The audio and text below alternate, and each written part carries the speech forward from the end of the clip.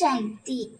என் அன்பு தங்கமே, என் வாழ்க்கையை கெடுத்த நபர்கள் அங்கு சந்தோஷமாக இருக்கிறார்கள் என்று நீ வேதனைப்படுகின்றாயா தங்கமே?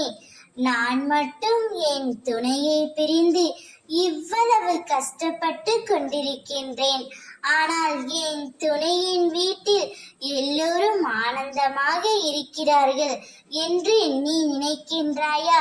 ஆனால் அது அப்படி அல்ல தங்கமே. அவர்கள் வெளியில் சிரிப்பது போல் சிரித்துவிட்டு வீட்டுக்குள்ள சண்டைதான் நடந்து கொண்டே இருக்கின்றது. அவர்களும் நிம்மதி இல்லாமல் தான் இருக்கிறார்கள். எப்படி உன் வாழ்க்கையை கெடுத்து அவர்கள் சந்தோஷமாக இருக்க முடியும் சொல்? அவர்களே மனம் திருந்தி உன்னை வந்து அழைத்து உன் துணையோடு சேர்த்து வைத்தால் மட்டும்தான் அங்கு நிம்மதி என்ற காற்று தென்றலாய் வீசும். அப்படி இல்லை என்றால் சங்கடங்களும் சச்சரவுகளும் சண்டைகளும் உன் துணையின் வீட்டில் வந்து கொண்டே தான் இருக்கும். ஆனால் அதை பற்றி எல்லாம் நீ யோசிக்காதே தங்கமே. உனக்கென்று ஒரு வாழ்க்கை இருக்கின்றது, அதை நீ வாழ்.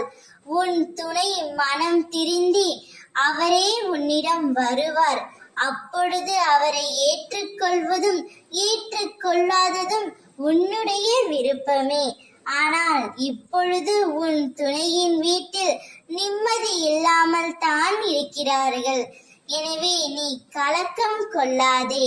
அவர்கள் கூனி குறுகி போய் உன்னிடம் வந்து மன்னிப்பு கேட்பார்கள். பொறுமையுடன் காத்திரு.